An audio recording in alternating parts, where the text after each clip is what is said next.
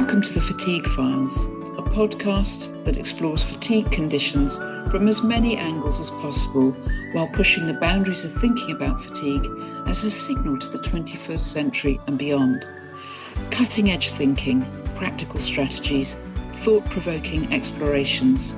They're going to all be here, and I'm your host, Anna Greer, welcoming you to this edition of the Fatigue Files.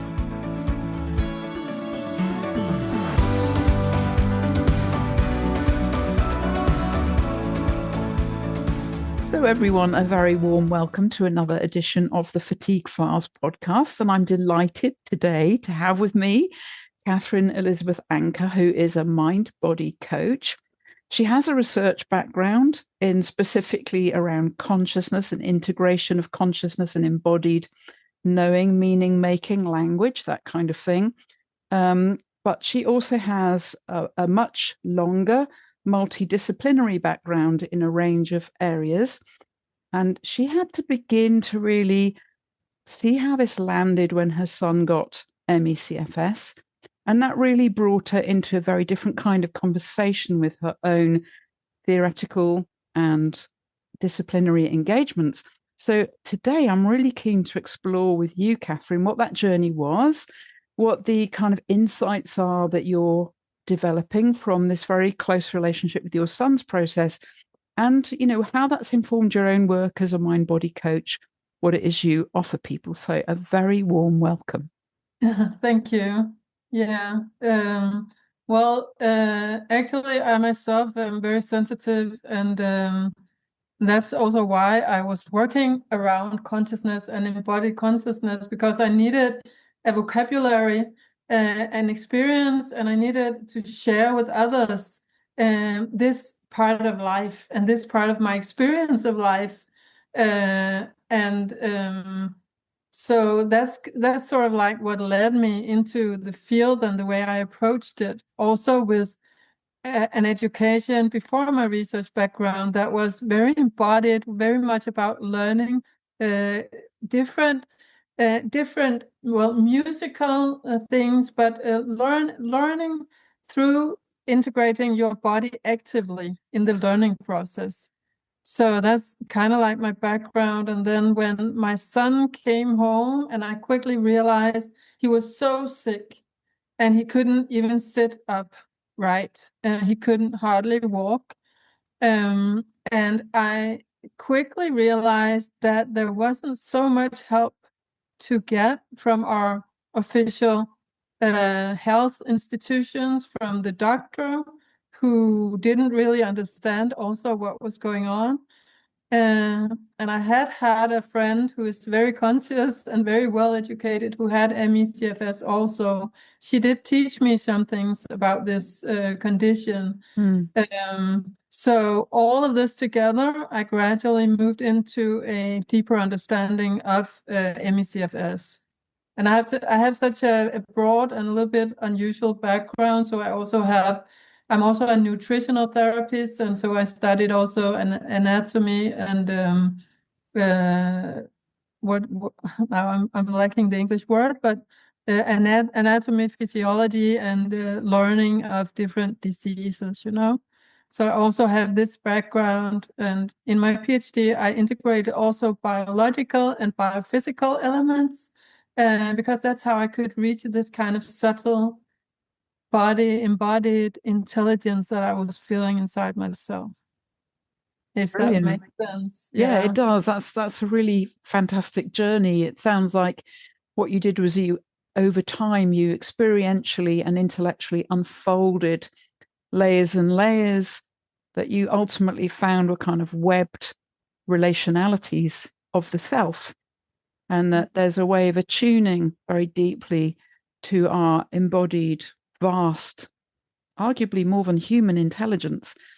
And yet it's a radical homecoming, isn't it, to the depths and breadths of being a human being.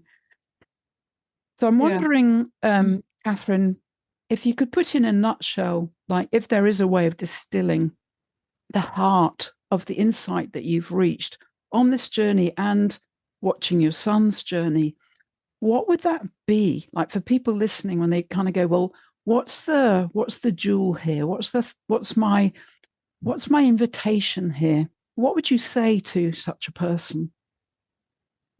I think it's about, well, as we've already mentioned, it's about the intelligence, the natural intelligence of the body, and that it sort of has needs. And I mean, I don't know if you can say will, but some kind of direction that is needed in life.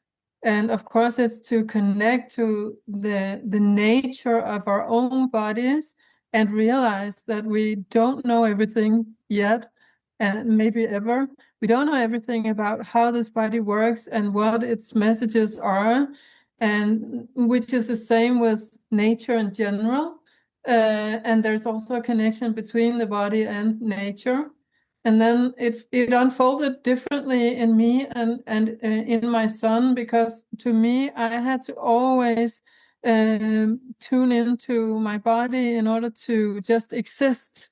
And that was usually not that much in alignment with existing culture or the way that society worked also in workplaces and stuff. I had to always seek to balance my own system.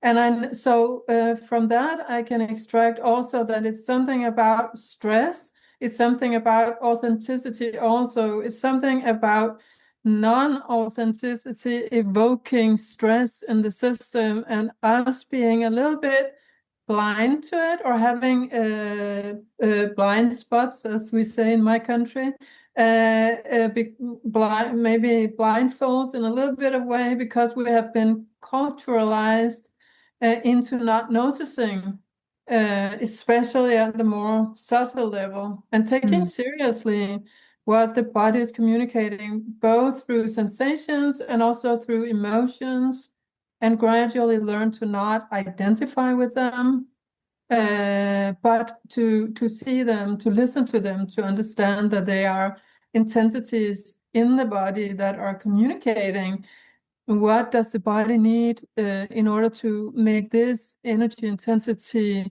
live and move inside of me and between me and others. So Right.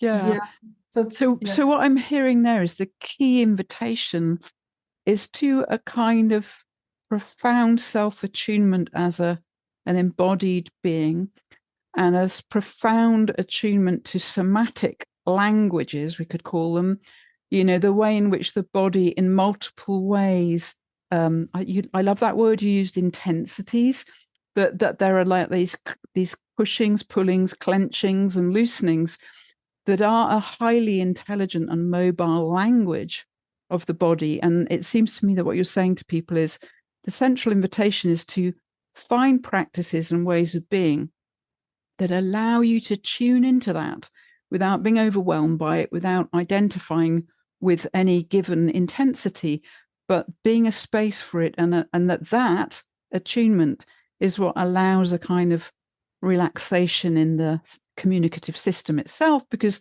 the body starts to understand in multiple ways that it's heard, that it's held, that it's attended to. Am I hearing you right there? Absolutely, absolutely. And that's also the path in the healing journey. If you have MECFS, or if you're a human that has whatever condition you have, because what I also found is that every inch of understanding, and I'm kind of like a nerd, I just dive into it and I just stay in it and I'm still in it.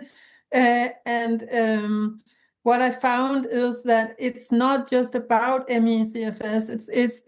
I think it's so profoundly important to understand the mind body, what not only connection but integration, and in MECFS, but it's also for all other human beings who have gone down paths where there is some kind of forgetfulness about the importance of the body, which I tend to say is cultural. I also have a cultural science in my background also. So yeah.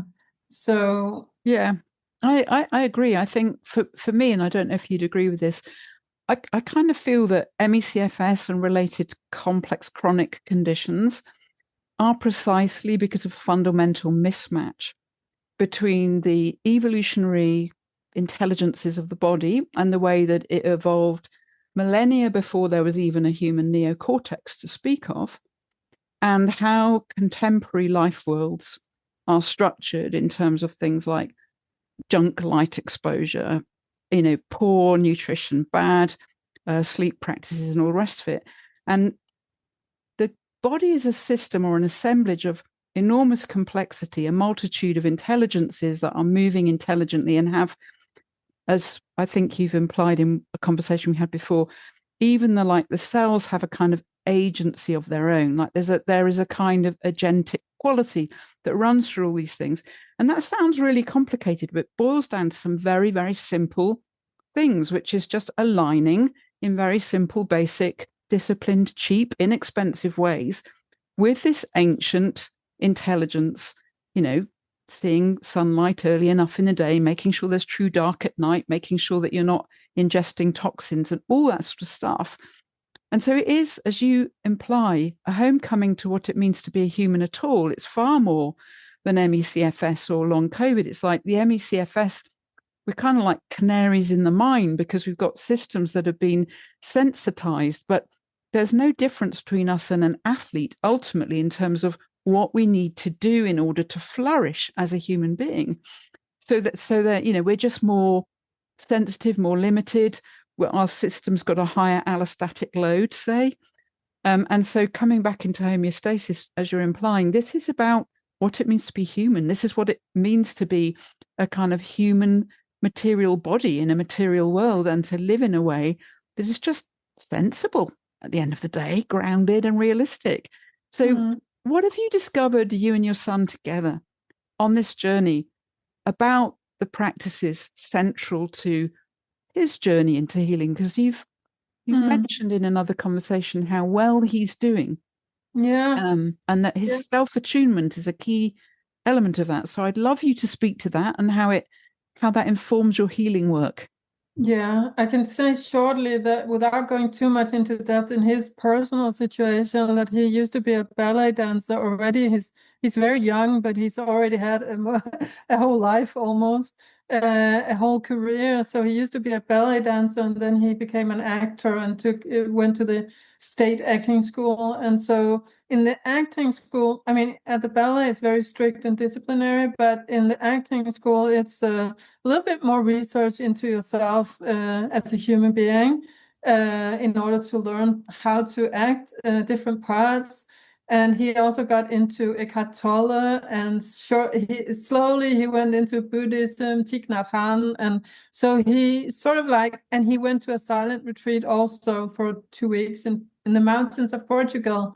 So that means that he was on a journey already when the system broke down totally. There were many small signs, but that's a different story. We could speak a long time on that.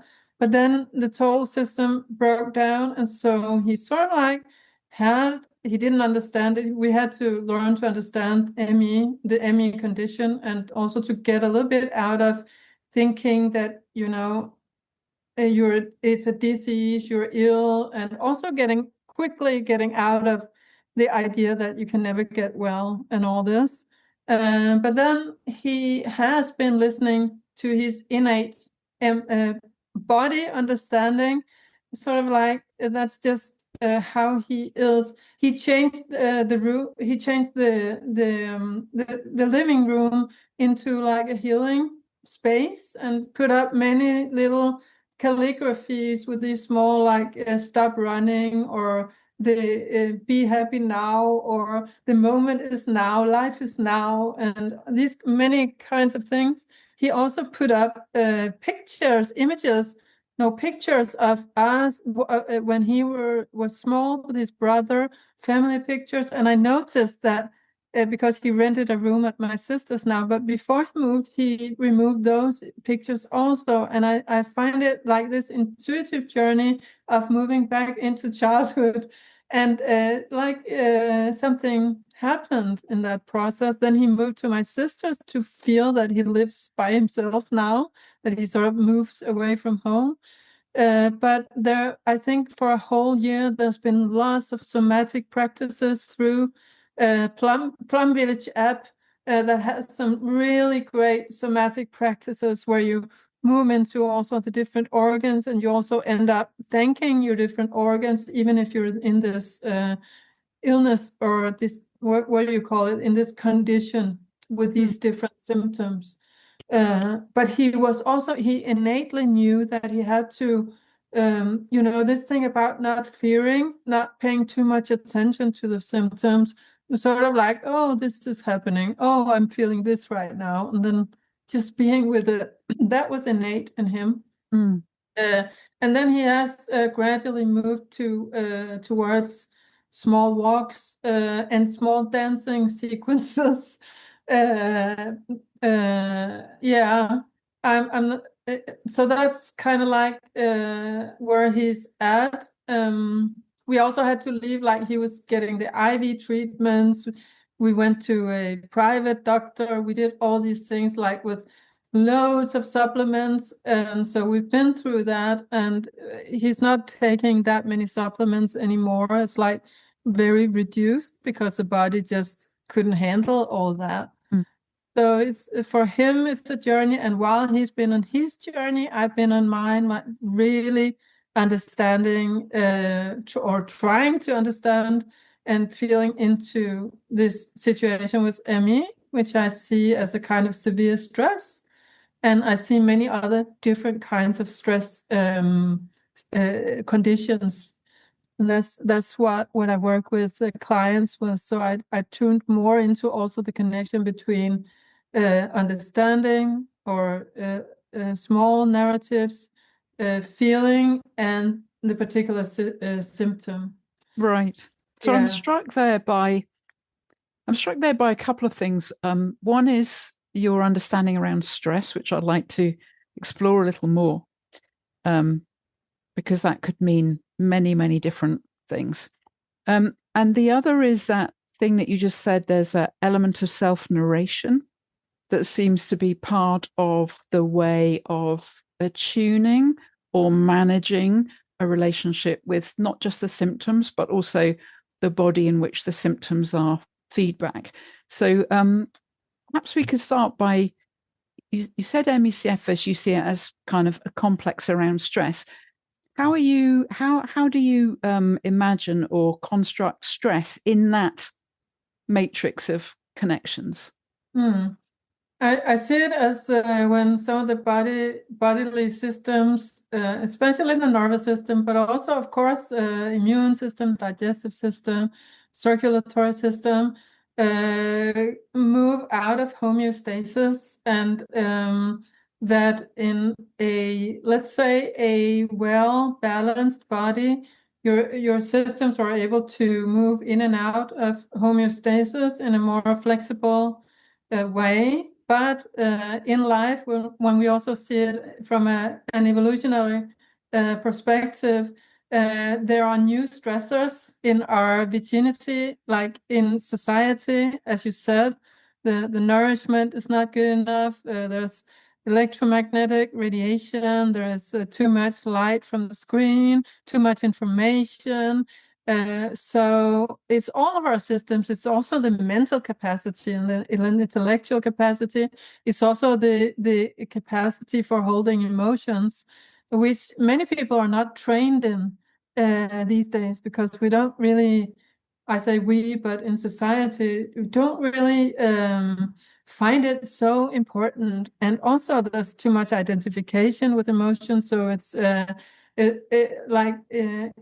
instead of seeing it as, like I said, intensities moving through the body that do need to have their process, and teaching children and holding space for children to feel their true emotions and feelings and sensations.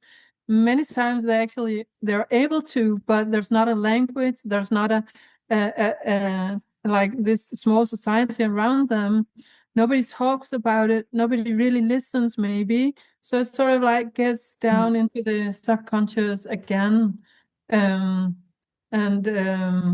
So stress is sort of like when we get non-attuned anymore with what's really moving, so that the body can bounce back into balance. So yeah.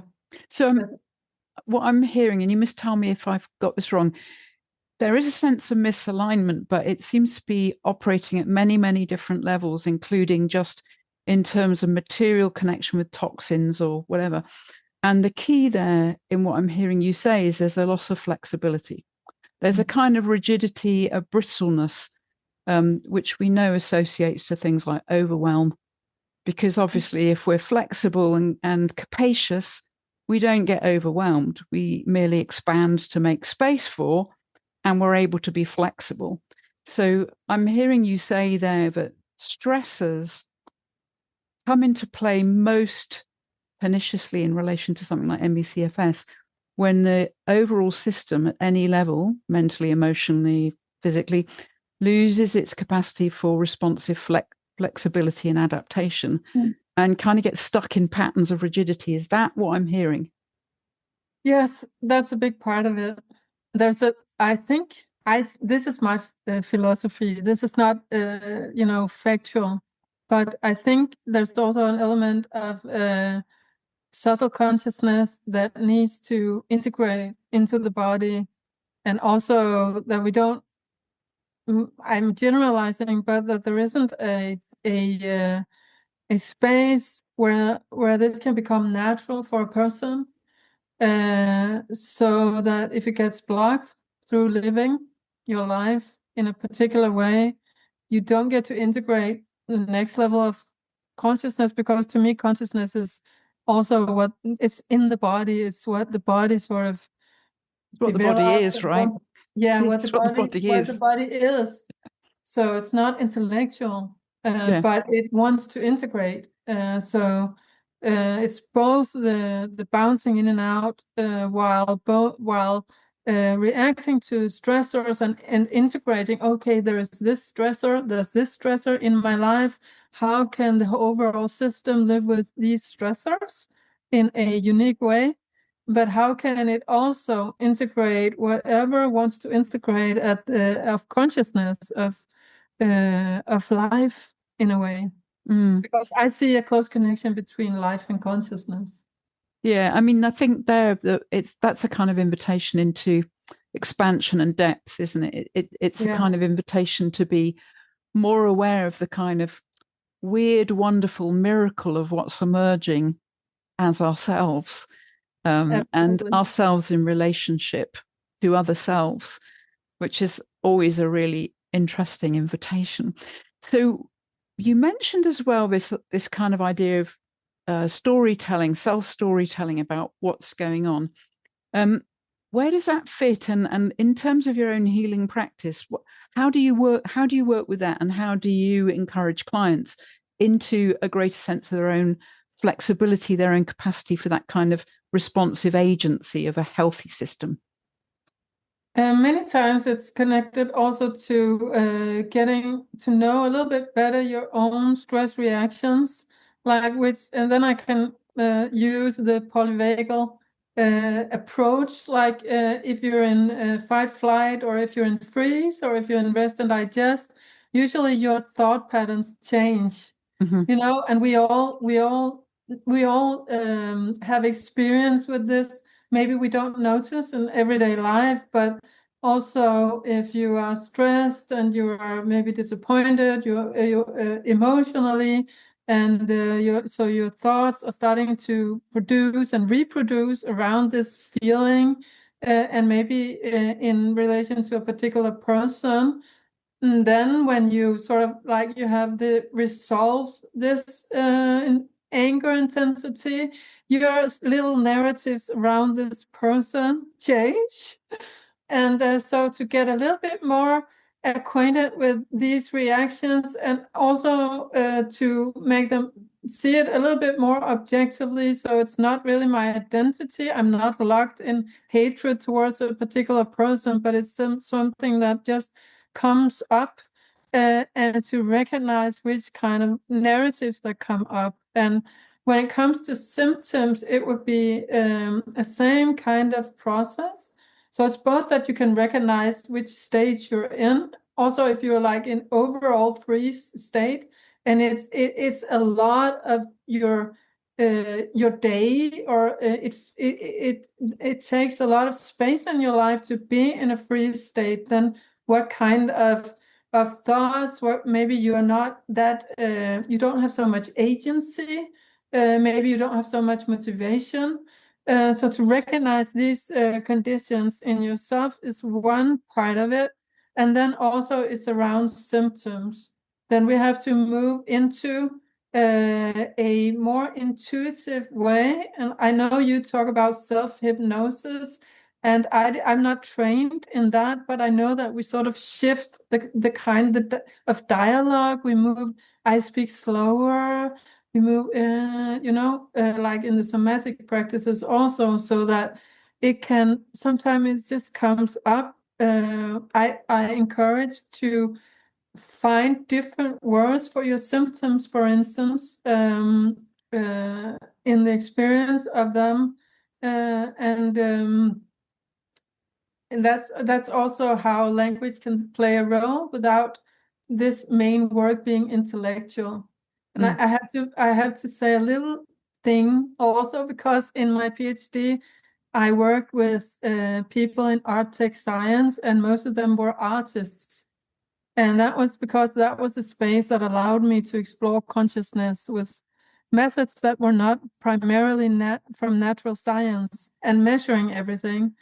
And so this whole aesthetic not as in beauty, but like in a different kind of logic that is not logic.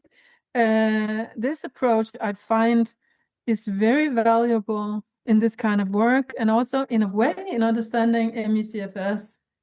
Does that make sense? It does. It does, because I think, I mean, again, what we're talking about here is kind of material patterns of being and becoming. Language isn't, people think of language as just words, right? And you and I know that that's not the case. Language itself is deeply physiological. You know, I have to breathe. It comes from my throat. It comes from my chest. It's affected by the level of tension in my system. And it's one way of my system explaining to others or myself what it is I'm experiencing. But language also has material implications, words, shape, perception. And like you were saying there, you know, you might find a different word for your symptoms. For example, we might even not call them symptoms. We might just call them feedback or speech or wisdom or insight. Any word we use has a whole set of associated framings, which actually then, at the level of meaning, change our experience, our lived experience of what we're actually dealing with. And I think that's incredibly interesting, because obviously, as you point out, I'm into hypnosis, and hypnosis uses language extensively, but not just language, but language as a kind of material effect. As you demonstrated, if I change my vocal prosody and my tone now, it's going to have a completely different effect on your nervous system, right? So, and this is really kind of impactful, effective stuff. It's not intellect.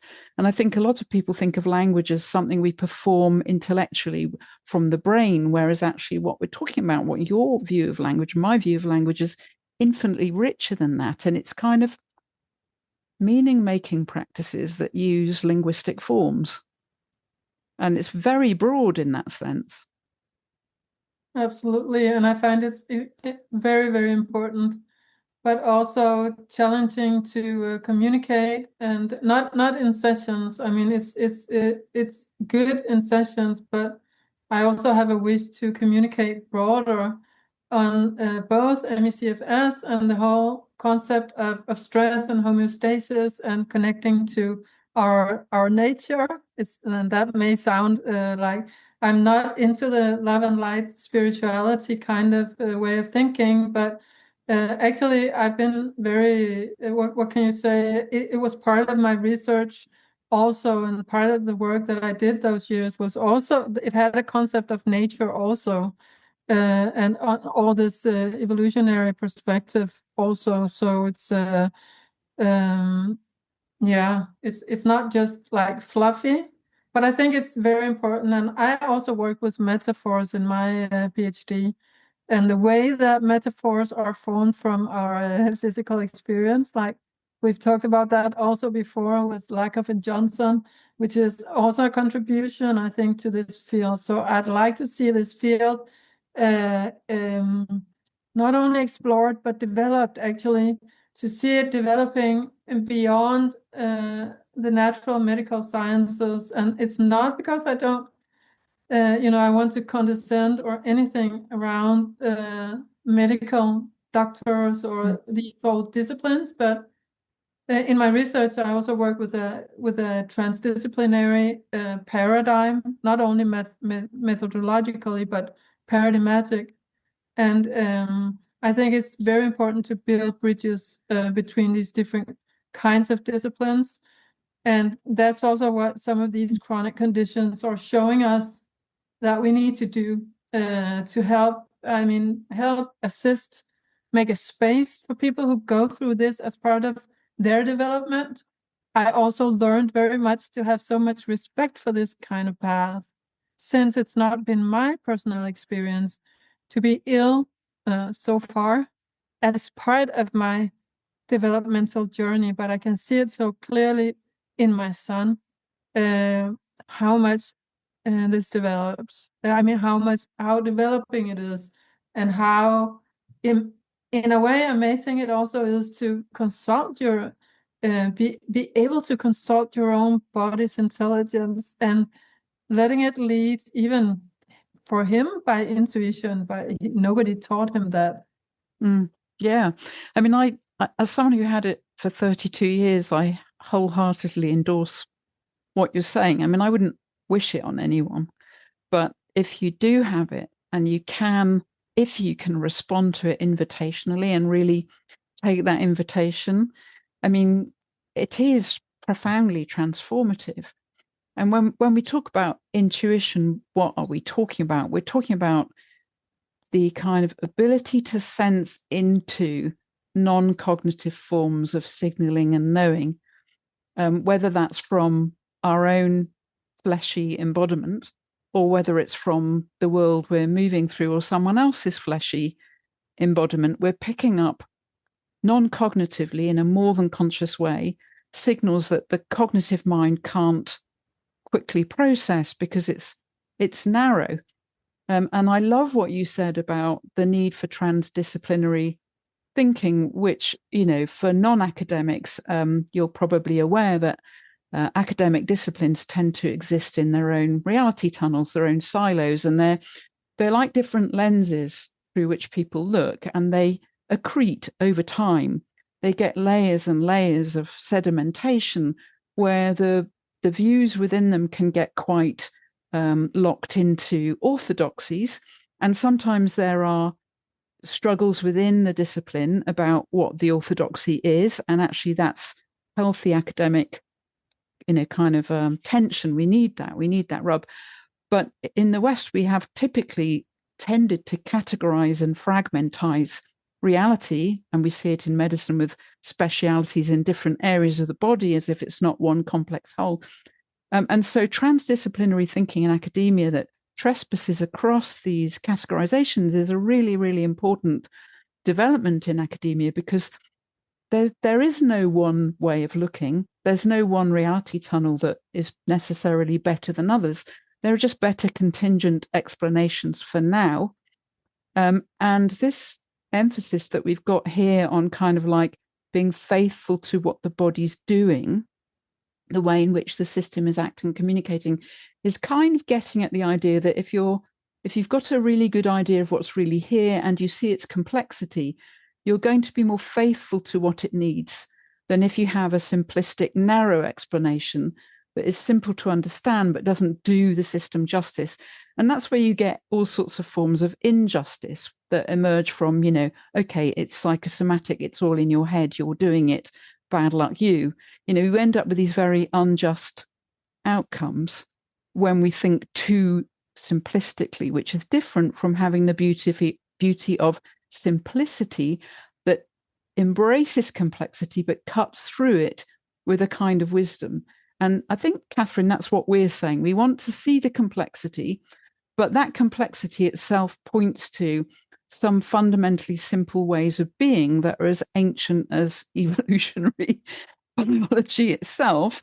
The oldest language in the body is the language of light, and so cells respond to light and dark. Absolutely.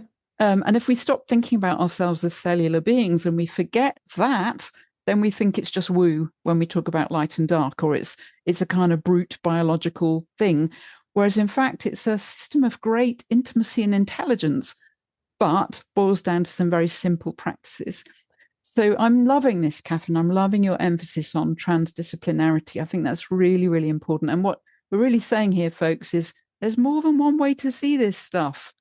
And we shouldn't buy into the latest meme or the latest trend in this field, because it's always evolving. And every closure that we make, every kind of, oh, it's this, it's definitely this, shuts out the experience of other people who don't fit that paradigm. And they experience that as suffering, which I would see as a form of injustice. Yeah, what I think is very important is to make spaces for people who are going through this process, and to meet them in a kind of space that is adequate, not adequate, that is relevant for people who go through these processes, spaces of love and trust in a way, but also with knowledge.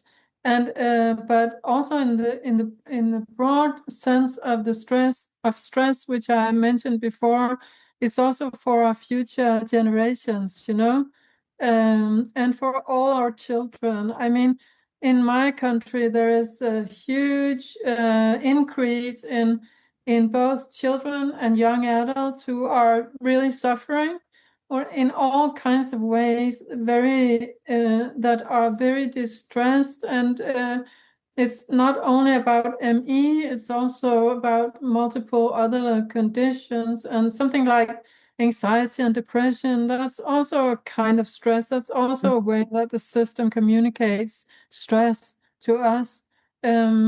So I think so that's why it's also so much broader than for only ME.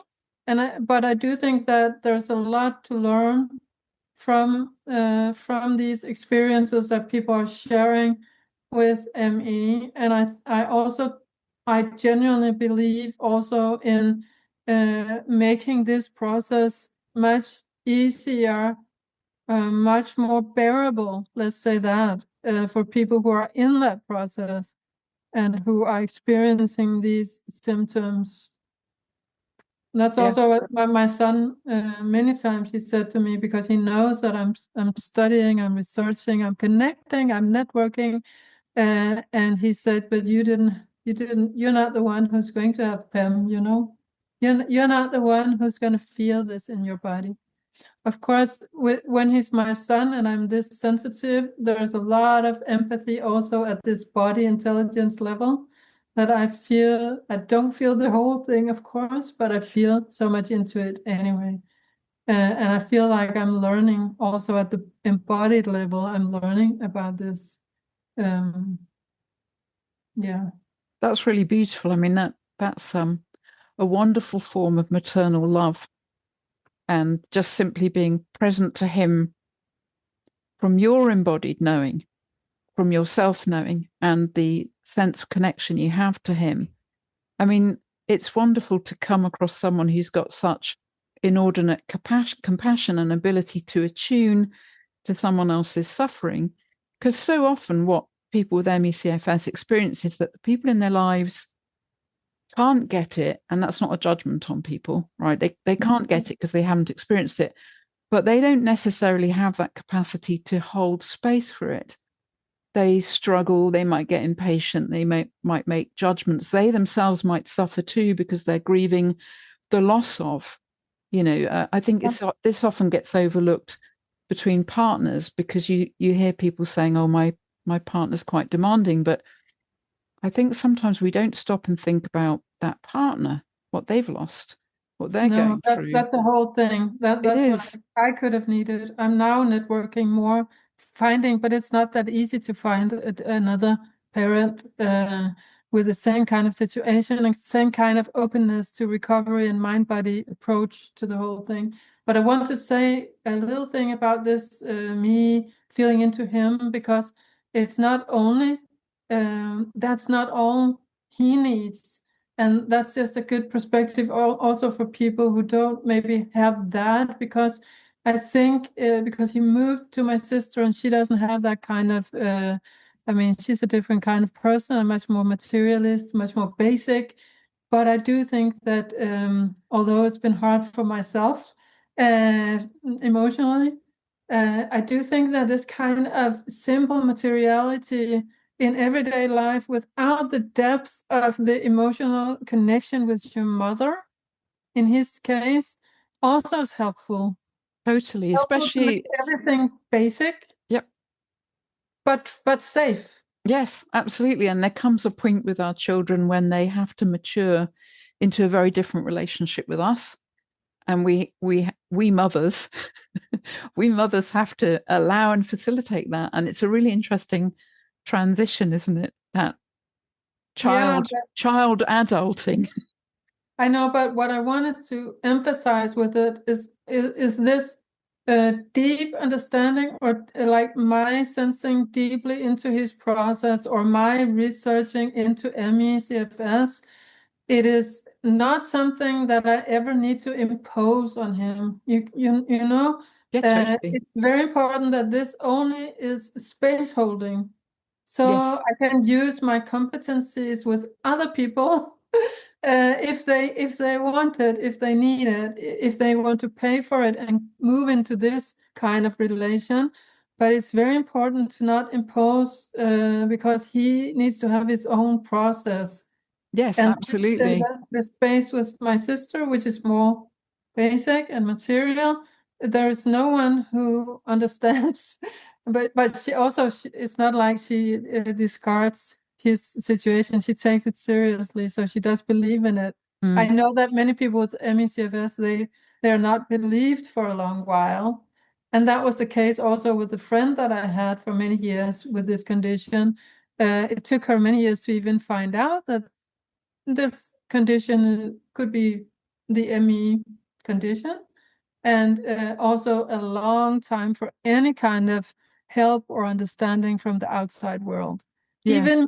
Even me, it was difficult for me to understand. For instance, if we had an agreement, we go somewhere. We're like 5 people. We're going to this interesting talk. This must be just for you. And then we go there, and she doesn't appear. She doesn't come, and I'm disappointed, you know?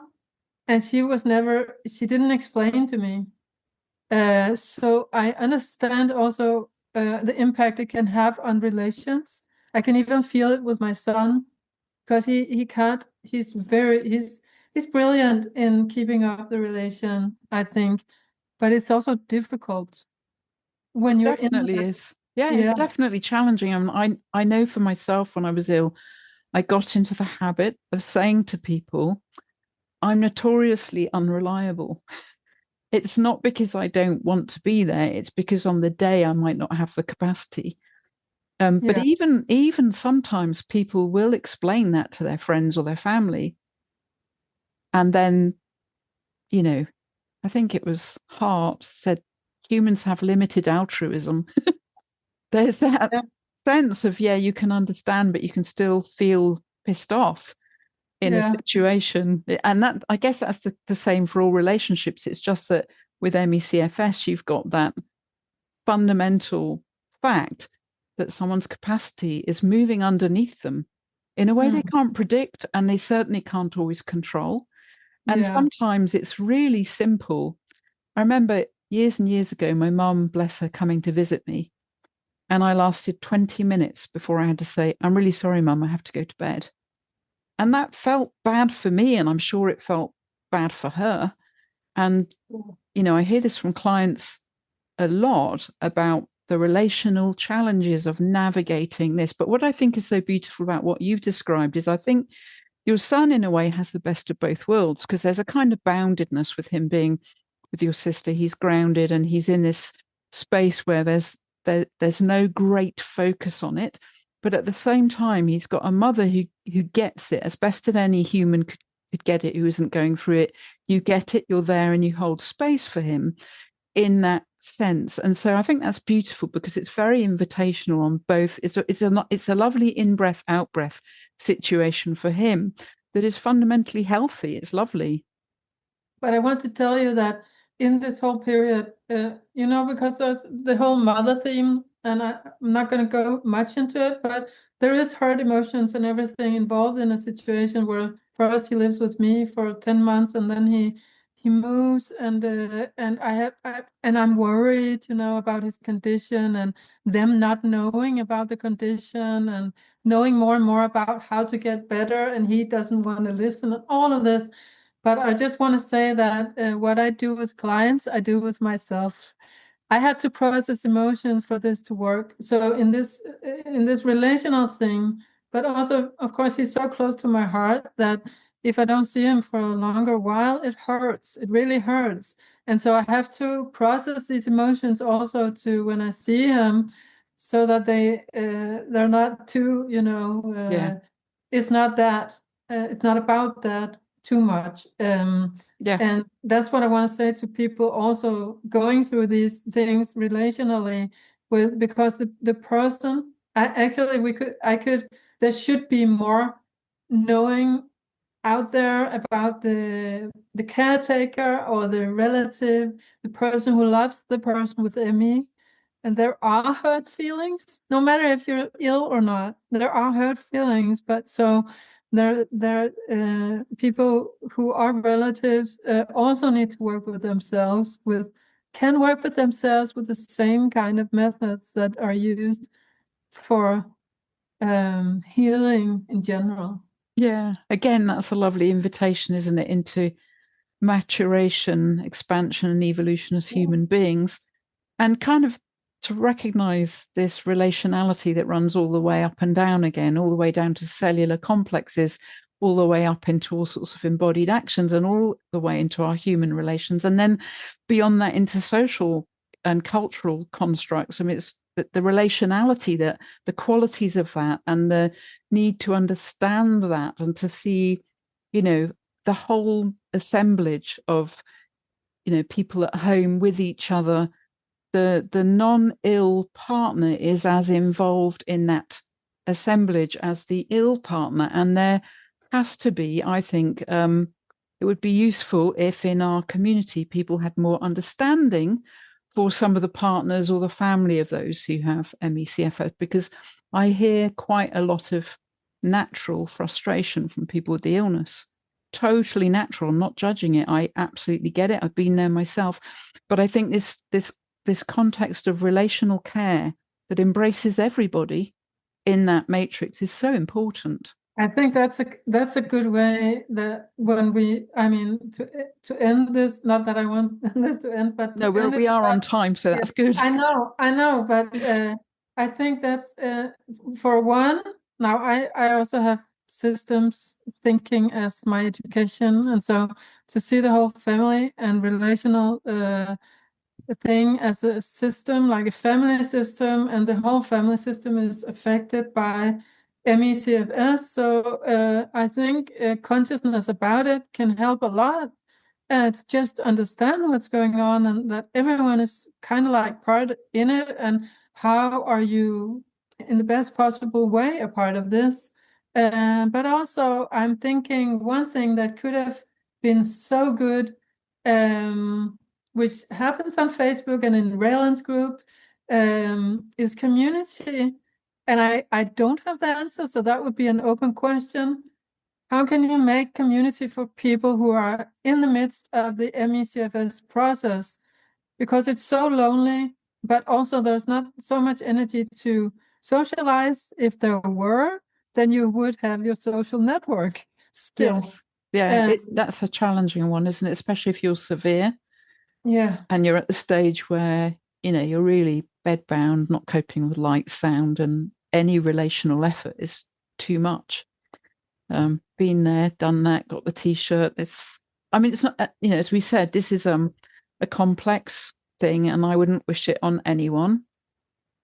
That said, there are so many different invitations that it's issuing for really awakening to dimensions of our shared lives as human beings that we've neglected for a very long time as a culture, and that we're being invited back into through, Exactly. not just through this, as you say, chronicities of all kinds, chronic anxieties.